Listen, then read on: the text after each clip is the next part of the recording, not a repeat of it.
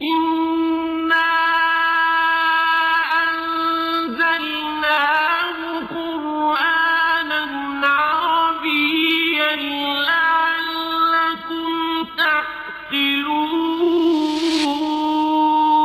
یقیناً ہم نے اس قرآن کو عربی زبان میں نازل کیا ہے تاکہ تم سمجھ سکو۔ اعوذ باللہ من الشیطان الرجیم، بسم اللہ الرحمن الرحیم۔ سبق نمبر 5 کا بقیہ حصہ۔ ہم نے پچھلے سبق میں اعراب کو سمجھا تھا کہ اعراب کی 2 قسمیں ہوتی ہیں، کبھی اعراب حرکت کے ذریعے بدلتا ہے، کبھی حرف کے ذریعے۔ اگر حرکت بدلے تو اعراب بالحرکت کہتے ہیں، اور اگر حرف بدلے تو اسے اعراب بالحرف کہا جاتا ہے۔ پھر اس کے بعد ہم نے یہ پڑھا تھا کہ جن اسموں میں حرکت بدلتی ہے ان حرکتوں کی حالتوں کو ہم کیونکہ جانتے ہیں، اس لیے بڑی آسانی سے ہمیں ان کی حالتوں کا پتہ چل جاتا ہے۔ البتہ جن اسموں میں حرف بدلتا ہے وہ تثنیہ اور جمع مذکر سالم ہیں، ان دونوں میں نون مشترک ہے۔ ہم نے انہیں نون گروپ کا نام دیا تھا کیونکہ ان دونوں میں نون ہے، الف نون، نون کے نیچے زیر، واو نون، نون کے اوپر زبر۔ اب اس نون گروپ کی حالت کا معلوم کرنا ذرا مشکل ہوتا ہے۔ اس کے لیے میں نے آپ کو ایک ٹوٹکا بتایا تھا کہ اگر آپ نون کو گڑا سمجھیں تو اس کے ساتھ والے حرف کو دیکھیں کہ اگر وہ ساتھ اٹیچ نہیں ہے، ساتھ جڑا ہوا نہیں ہے، الگ الگ ہے، تو وہ اصل حالت ہے، اور اگر ساتھ اٹیچ ہے یعنی ساتھ جڑا ہوا ہے تو وہ تبدیل شدہ حالت ہے۔ اصل حالت حالت رفع اور تبدیل شدہ حالت نصب و جر، دونوں حالتوں کو تبدیل شدہ حالتیں کہا جاتا ہے، اور تبدیل شدہ حالتیں نون گروپ کی دونوں ایک جیسی ہوتی ہیں۔ اب ہم نے اس سے اگلا حصہ سمجھنا ہے کہ ہم نے 5 قسم کے اسم پڑھے تھے، ان 5 قسم کے اسموں کی تینوں حالتوں کو اب ہم نے سمجھنا ہے۔ واحد، اس کی حالت رفع پیش کے ساتھ، چاہے 1 پیش چاہے 2 پیش، کتابو یعنی حرکت بدلے گی۔ حالت نصب زبر کے ساتھ، کتابن۔ حالت جر زیر کے ساتھ، کتابن۔ کیونکہ یہ واحد اسم جو ہوتا ہے اس میں حرکت بدلتی ہے، اس لیے ان تینوں حالتوں میں حرکت بدلے گی۔ تثنیہ، تثنیہ اسم کے آخر میں الف نون ہو تو یہ اس کی حالت رفع ہوتی ہے، کیونکہ نون کے گڑے سے حرف جدا جدا ہے، جب جدا جدا ہو تو اصل حالت ہوتی ہے، اور اصل حالت حالت رفع ہوتی ہے۔ البتہ حالت نصب میں یہ یا نون ہو جاتا ہے، اور حالت جر میں بھی یہ یا نون ہو جاتا ہے۔ جمع مکسر، جمع مکسر کی حالت رفع بھی 1 پیش یا 2 پیش کے ساتھ ہوتی ہے، جیسے الرسول، اور حالت نصب 1 زبر یا 2 زبر کے ساتھ، جیسے الرسول۔ حالت جر 1 زیر یا 2 زیر کے ساتھ، جیسے الرسولی۔ جمع مذکر سالم، اس کی حالت رفع واو نون کے ساتھ ہوتی ہے، جیسے مسلمون، کیونکہ نون کے گڑے سے حرف جدا جدا ہے تو یہ حالت اصل ہے، اور جب اصل حالت ہوتی ہے تو حالت رفع ہوتی ہے۔ اور حالت نصب میں یہ یا نون ہو جاتا ہے، جیسے مسلمین، اور حالت جر میں بھی یہ یا نون ہو جاتا ہے، مسلمین۔ تثنیہ کی طرح جمع مذکر سالم کی بھی دونوں حالتیں نصب و جر ایک جیسی ہوتی ہیں۔ جمع مؤنث سالم، اس میں حرکت بدلتی ہے، حالت رفع میں 1 پیش یا 2 پیش، مسلماتن۔ حالت نصب میں زبر نہیں آتی، بلکہ حالت نصب میں بھی زیر آتی ہے، اور حالت جر میں تو زیر آتی ہی ہے، جیسے مسلماتن، تو یہ مسلماتن حالت جر بھی ہے اور مسلماتن حالت نصب بھی ہے۔ اگر آپ کو جمع مؤنث یعنی الف تا والے لفظ کے آخر میں ایک زبر یا دو زبر نظر آئیں تو آپ سمجھ لیں کہ یہ غلطی ہے، آپ فوراً اسے زیر دے دیں، اگر ایک زبر ہے تو ایک زیر، اگر دو زبر ہیں تو دو زیر، کیونکہ جمع مؤنث کے آخر میں کبھی بھی ایک زبر یا دو زبر نہیں آتی، جب ایک زبر یا دو زبر آنی چاہیے تو اس موقع پر زیر آتی ہے، زبر ہرگز نہیں آتی۔ تو اب مثال سے ایک بات اچھی طرح سمجھ لیں، آپ یوں سمجھیں کہ من بعد والے اسم کو زیر دیتا ہے اور انا بعد والے اسم کو زبر دیتا ہے، تو اگر المسلماتی سے پہلے من ہے تو آپ سمجھ لیں کہ من کیونکہ زیر دیتا ہے تو یہ حالت جر ہے، اور اگر ان المسلماتی ہے تو آپ انا کیونکہ زبر دیتا ہے تو سمجھ لیں کہ یہ حالت نصب ہے، بلا شک اس کے آخر پر زیر ہے ان المسلماتی، لیکن آپ اسے سمجھیں کہ یہ حالت نصب ہے کیونکہ انا زبر دیتا ہے، اور یہ ایسا اسم ہے کہ اس پہ زبر آ ہی نہیں سکتی، زبر کی حالت میں زیر آتی ہے۔ اب ہم اس سبق پر مشتمل مشق کو حل کرتے ہیں۔ سوال نمبر 1، درج ذیل الفاظ کی اعرابی اقسام کی نشاندہی کریں اور ان کی اعرابی حالتیں رفع نصب یا جر بھی بتائیں۔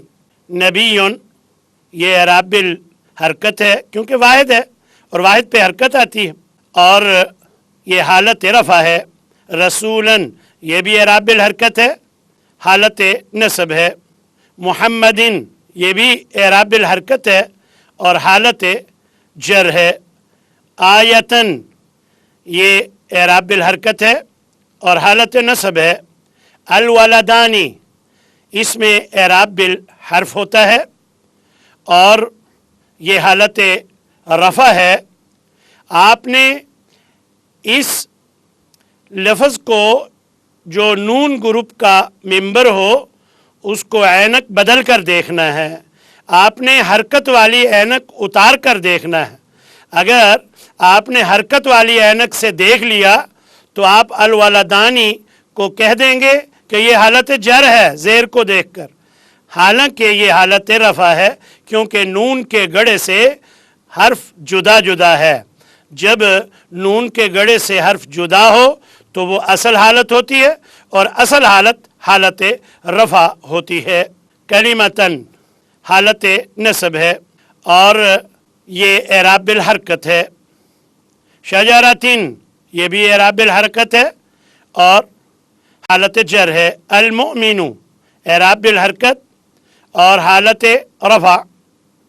الامرأتین، اعراب بالحرف ہے کیونکہ یہ نون گروپ ہے اور یہ حالت نصب و جر ہے۔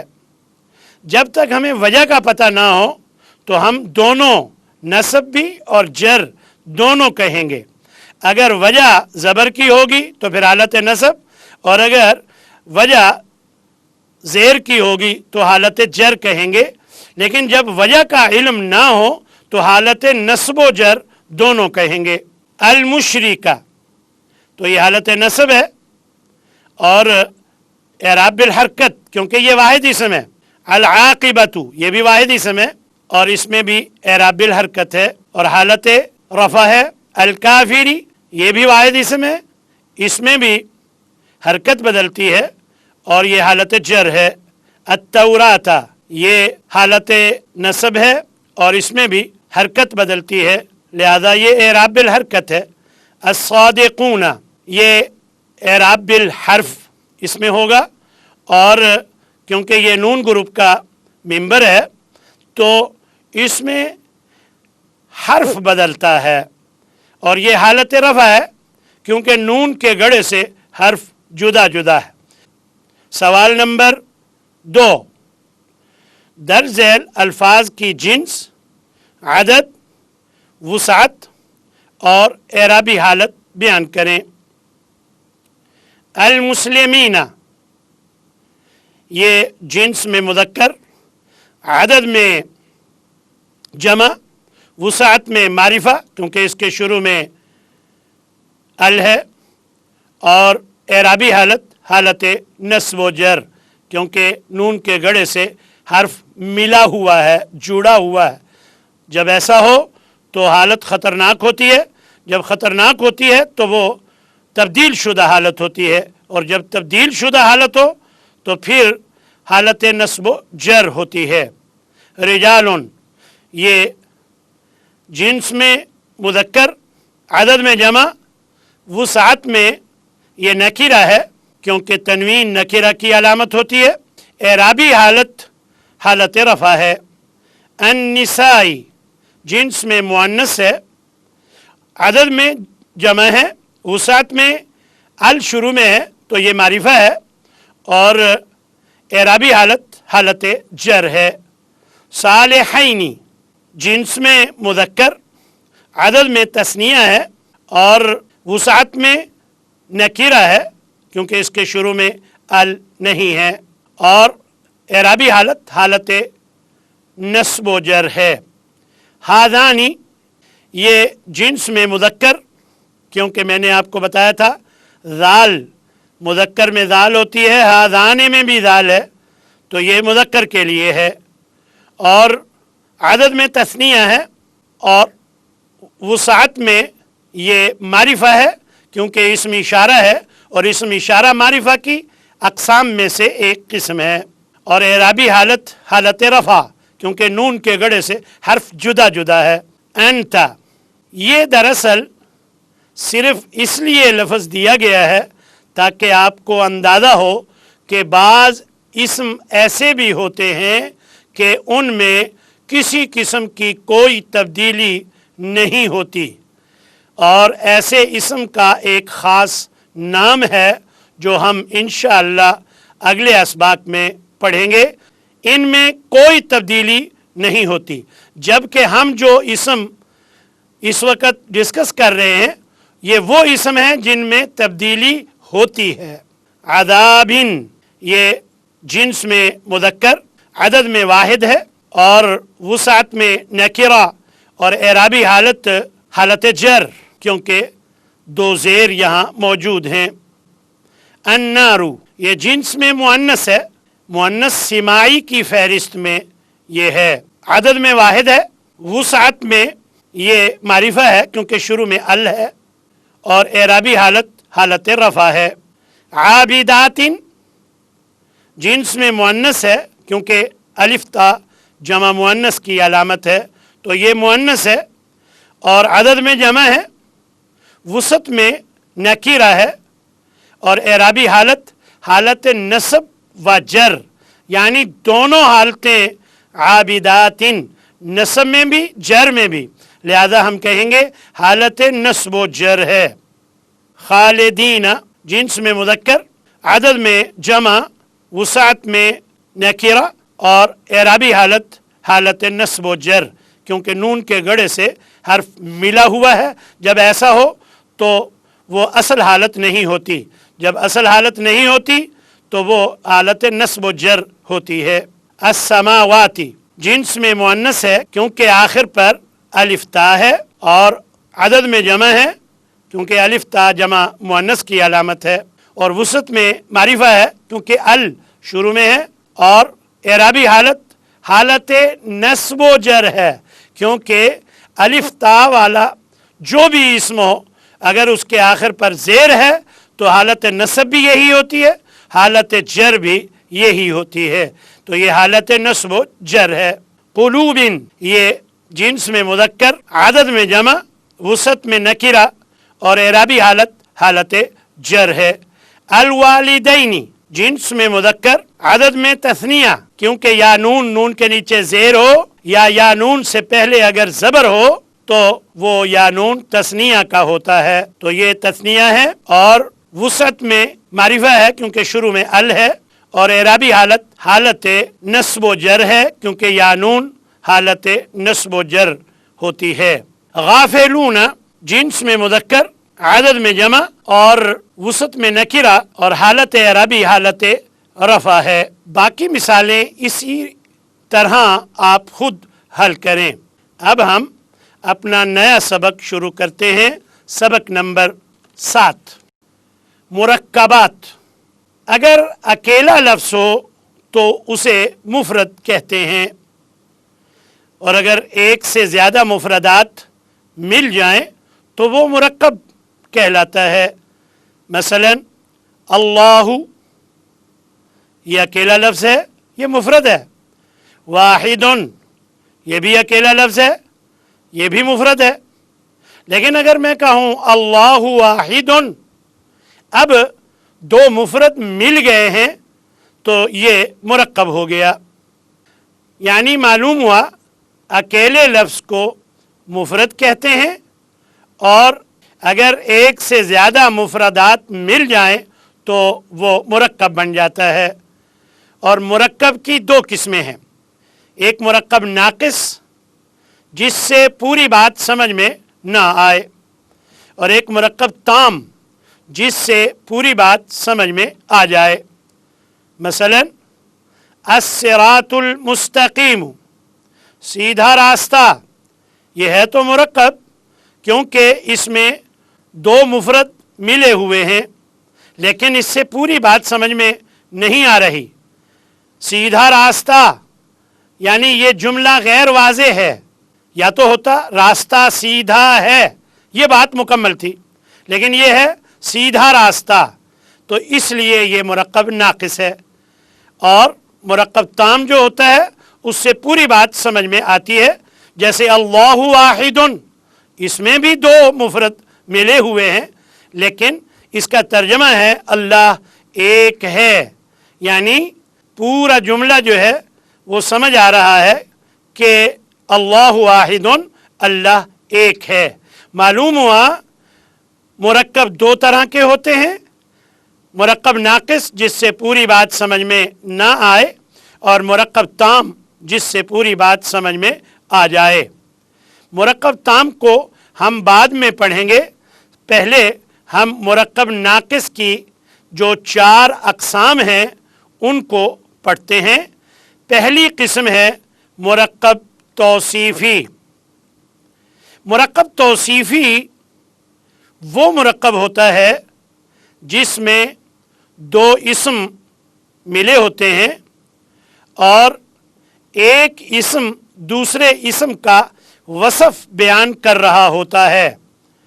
توصیف وصف سے نکلا ہے، جیسے قدم تقدیم، قدم آگے بڑھانا، تکمیل پورا کرنا، تبدیل بدل دینا۔ اسی طرح وصف سے توصیف وصف بیان کرنا، تو یہ مرکب توصیفی اس لیے کہلاتا ہے کہ اس میں ایک اسم دوسرے اسم کا وصف بیان کرتا ہے۔ جس اسم کا وصف بیان کیا جائے اسے موصوف کہتے ہیں، اور جو اسم وصف بیان کرے اسے صفت کہتے ہیں۔ اس سبق کا بقیہ حصہ انشاءاللہ ہم اگلے پروگرام میں پڑھیں گے۔ وآخر دعوانا ان الحمد للہ رب العالمین۔